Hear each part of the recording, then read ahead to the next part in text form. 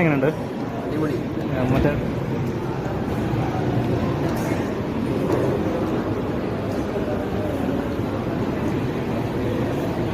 Hi, ഇപ്പോൾ പാലായിലാണ്. പുതിയ രുചികൾ തേടിയുള്ള യാത്രയിൽ എന്നെ കൊണ്ടെത്തിച്ചത് പാലായിലാണ്. പാല പഴയുടെ റെസ്റ്റോറൻറ്റിലേക്കുള്ള യാത്രയിലാണ്. പാല KSRTC സ്റ്റാൻഡിൽ നിന്ന് ഒരു 200 മീറ്റർ ഡിസ്റ്റൻസാണ് പഴയടം റെസ്റ്റോറൻറ്റിലേക്കുള്ളത്. പാലായിൽ വന്നിട്ട് ഇപ്പോൾ റെസ്റ്റോറൻറ്റ് പാലായി വന്നിട്ട് 2-3 മാസമായതേ ഉള്ളൂ. അവിടെ ചെന്നിട്ട് ബാക്കി കാര്യങ്ങൾ കാണാം. ഇത് പാല തൊടുപുഴ റൂട്ടാണ്. പാല തൊടുപുഴ റൂട്ടിലാണ് ഈ പഴയടം റെസ്റ്റോറൻറ്റ് സ്ഥിതി ചെയ്യുന്നത്. ഇതിലൂടെയാണ് പാല ബൈപ്പാസിലേക്കും പോകുന്നത്. ഇതിലൂടെയാണ് ബൈപ്പാസ് ലക്ഷ്യമാക്കി പോകുന്നത്. ബൈപ്പാസിലേക്ക് എത്തിയിരിക്കുകയാണ്. ഇവിടെയാണ് പഴയടം റെസ്റ്റോറൻറ്റ് സ്ഥിതി ചെയ്യുന്നത്.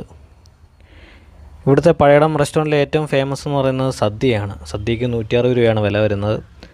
സദ്യയാണ് ഏറ്റവും ഫേമസ്. ഇപ്പോൾ സമയം ഏകദേശം ഒരു 11 മണി ആയതേ ഉള്ളൂ. ഒരു 12 മണിയൊക്കെ ആയിരുന്നെങ്കിൽ സദ്യ കഴിക്കായിരുന്നു. അങ്ങനെ നമ്മൾ പഴയടം രുചിയിലേക്ക് എത്തിയിരിക്കുകയാണ്. പഴയടം രുചി എന്നാണ് ഈ റെസ്റ്റോറൻറ്റിൻ്റെ പേര്. AC റെസ്റ്റോറൻ്റാണ്. അപ്പോൾ അകത്തെ കാഴ്ചകൾ കണ്ടിട്ട് വരാം.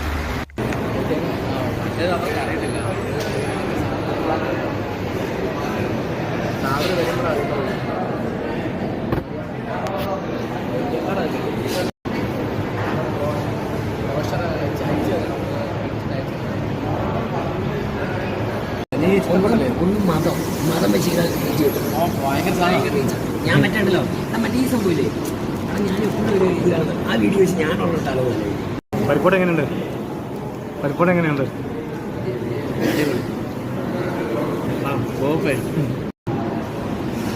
ഇതിനെങ്ങനെയുണ്ട്? മസാല ദോശ എങ്ങനെയുണ്ട്? പൊടി സാധനമാണോ? ക്ഷാമം കൊടുക്കുന്ന എല്ലാ വീഡിയോയിലും ഞാൻ എങ്ങനെയുണ്ട്? മറ്റേ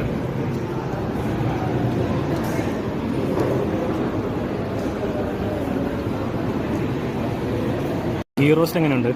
അടിപൊളി. ഗീ റോസ്റ്റ് പറഞ്ഞറിയിച്ചെന്ന് പറയട്ടെ. ഇതുണ്ട് ഗീ റോസ്റ്റ്.